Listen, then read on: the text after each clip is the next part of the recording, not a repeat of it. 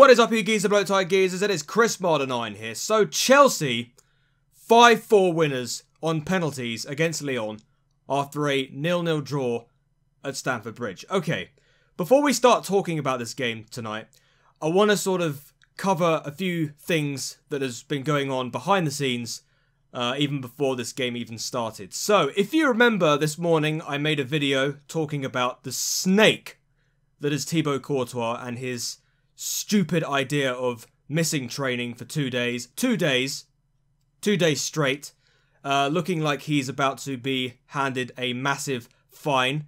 So yes, definitely the first of many problems heading Courtois' way in, much as he definitely deserves it. But not about Thibaut Courtois.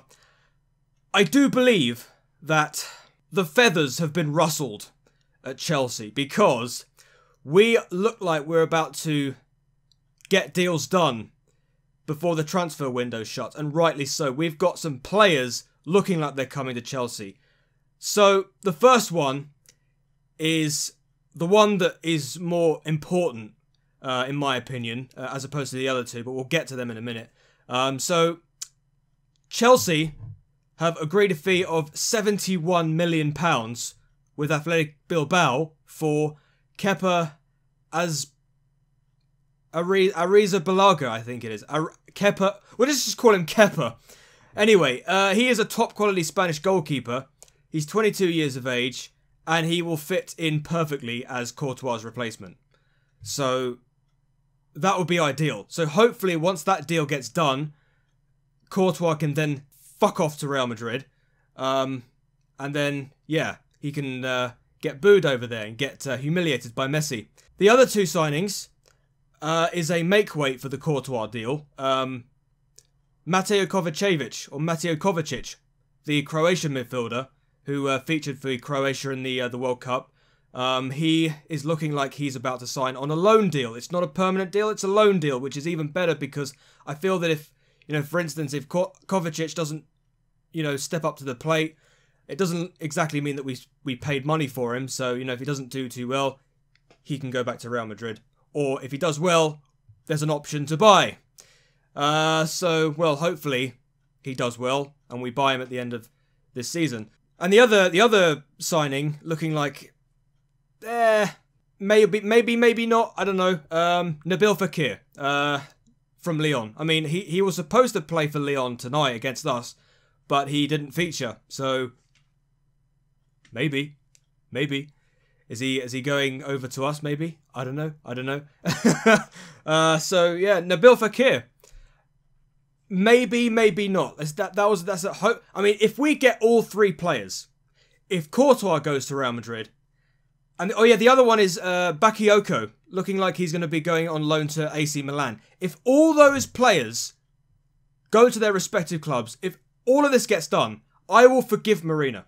Okay? I will forgive Marina. Okay? Everything that she's ever done, I will forgive you. I will forgive her. I will take back everything I ever said about Marina, if all of these deals get done before the end of the transfer window. So, Kepa, looking like he's a good signing. Kovacic on loan, pretty decent signing. At least we're not paying very much money for him. And Nabil Fekir. Hopefully, those players will come. I don't know. It's all up in the air. But Kepa looks the most likely one to happen. Let's just hope things get over the line. Anyway, let's forget about that for one moment. Let's talk about the game. I know I kind of went off a bit of a tangent, but I wanted to sort of like cover those briefly. So, Chelsea versus Lyon. A lot of positives. I have to say a lot of positives. Let's start with Emerson, because as I stated previously in the game against the video of the Arsenal game, the Arsenal-Chelsea game, I stated that Marcus Alonso, I mean, he's dead. Like, he's half dead. He doesn't really perform. He's not up to standards. So, Maurizio Sarri did what I was hoping that he would do. He started Emerson. Instant transformation at left back. Instant transformation. Like, he looks more hungry. He gets forward. He comes back and wins the ball. He makes amazing runs. He dummies. Like, he offers more than Alonso does. Like I said, Alonso is not fit to play as a left back. He's not quick enough. It's like a given, you know, that Emerson offers more going down that left-hand side. You know, from Serie A. You know, he is definitely a sorry ball player. Most definitely. I mean, like a lot of people have been saying, sorry ball isn't going to come overnight. Rome wasn't built in a day. You know, we're going to have to wait until this properly clicks. You were right in the comment sections in previous videos that I've done. You were all right. We have to give Maurizio Sarri time. He's only been there for 2 weeks. You're all right. You know, you're dead right. This is why I read the comment section, all right, sometimes. So, Emerson, great player. Nathan Ampadu. Oh my god, what a warrior. Absolute top marks. Top marks to Nathan Ampadu. Like, I don't know what he's been doing in training, but he really is switched on at the back. He was defending so well, that boy. I mean, just great. There was one time in the game as well. I mean, he got hurt in the process, but if you remember that back in 2010, remember that header by John Terry when he just threw himself at the ball, that diving header? Well, Ampadu did like a carbon copy of that. This guy's the real deal. This guy's got a bright future ahead of him. If he continues working like that, I've got high hopes for this guy. Like, I've got real high hopes. I mean, if he stays, if he becomes part of the first team and he gets opportunities, he's going to be some player. Like, I'm even beginning to think that he's better than David Luiz. I don't know why, but not because of the hair, obviously, but I mean, like, Ampadu is definitely switched on. I really like his play. Martin Bulka in goal. Like, I didn't mention Martin Bulka in the Arsenal game, but he pulled off some top quality saves in that game. And he did the exact same here against Lyon. He was very, very solid. He did not put a foot wrong, Bulka. I really, really value his play. He was very, very good in goal. He, like I said, did not put a foot wrong. I couldn't blame him. Also, Robert Green, hero right at the end of the game. We'll get to him in a moment. The combination between Drinkwater and Bakayoko in the middle didn't work. I'm sorry. There was just absolutely... It was boring. Like Bakayoko wasn't in the right position at times.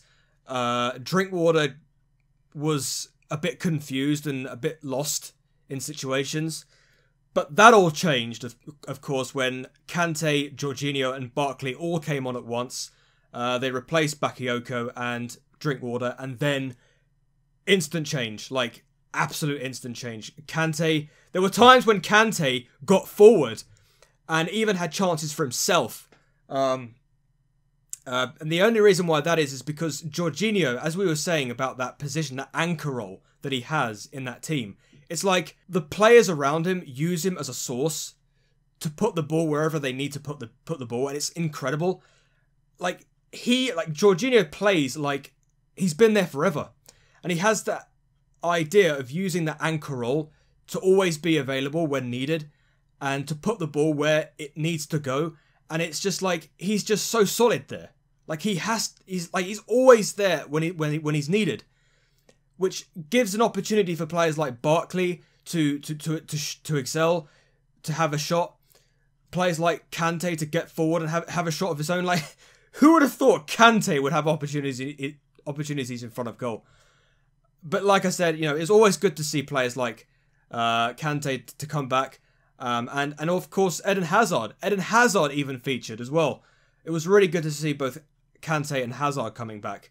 You know, unlike Courtois taking selfies in Tenerife and pushing for a move to Real Madrid. You know, if you could have just spoken to Sarri, said, you know, I want to spend some time with my family. I can't be with you. I want to leave.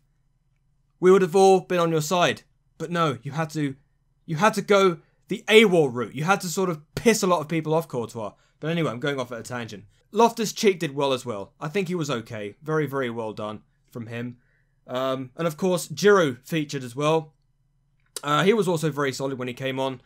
Tammy Abraham, not too bad. I mean, he did have a few headers on goal. The other player that I found who did rather well was Piazon.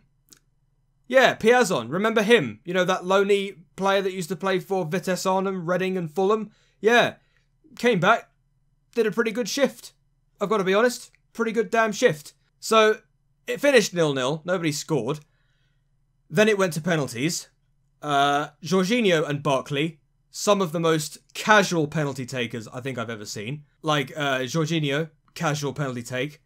Barkley, completely dummied the goalkeeper. Marcus Alonso hit the post. Lucky boy, but hit off the post. And then, what about Robert Green for that penalty save? I mean, wow. Wow. I mean, third choice goalkeeper, but what a hero. I mean, Robert Green, Thibaut Courtois, you know what I mean? You know what I'm saying? Robert Green, wowing the fans. And then you got Thibaut Courtois over here, you know, not even turning up for training. What are we, where have we been going wrong, people, hey? But no, Robert Green, seriously, just what a hero today. What a hero. Proved a lot of people wrong today. Proved a lot of people wrong. And then, of course, Eden Hazard finishing it off. Fifth penalty, all penalties scored. We win the game. And then, well, it's all up from here. Hopefully, you know, first game of the season, of course, in the Premier League is Huddersfield away and then at home to Arsenal. So, do I think we're going to win? I think on paper we should beat Huddersfield. Well, hopefully, if we play the right game. Let's be realistic here. Sarri ball is not going to come overnight. Let's not hope for a miracle to happen. It's going to be a tough game. You know, Huddersfield have got some good players. They're very, very difficult to beat away from home sometimes. So let's not write Huddersfield off. Are we going to win? Let's hope so. But I don't think it's going to come to us easy. Like I said, you know, Sarri's only been here for 2 weeks. You know, Sarri ball is going to come slowly. Slowly, okay? Everybody in the comment section in my last few videos, you were all dead right. It's very, very, very wrong to write Sarri off now. You know, it's only 2 weeks. It's going to gradually come. Sarri ball is going to gradually come. It only takes a few months for the players to adapt to the kind of play that Sarri wants them to play. So, you know, you were all dead right in the comment section. You know, this is why I get people to write in the comment section down below, because I kind of need to understand what's going on. I mean, when I drop the ball, you guys pick me up, you know? So, there you go, ladies and gentlemen. I know that I had to talk about transfers at the beginning of the video, but I hope you've stuck around to listen to me, everything else regardless. And yeah, on with the new season, ladies and gentlemen. I can't wait. I can't wait to see this Sarri ball in play. Like I said, it's going to take a while, but I've got faith, guys. I've got faith. And Thibaut Courtois, just piss off, mate. Piss off. You know where the door is. You know. You're old news, mate. You're old news. Anyway, guys. Until the next video, I shall see you later. Hey, door. And peace.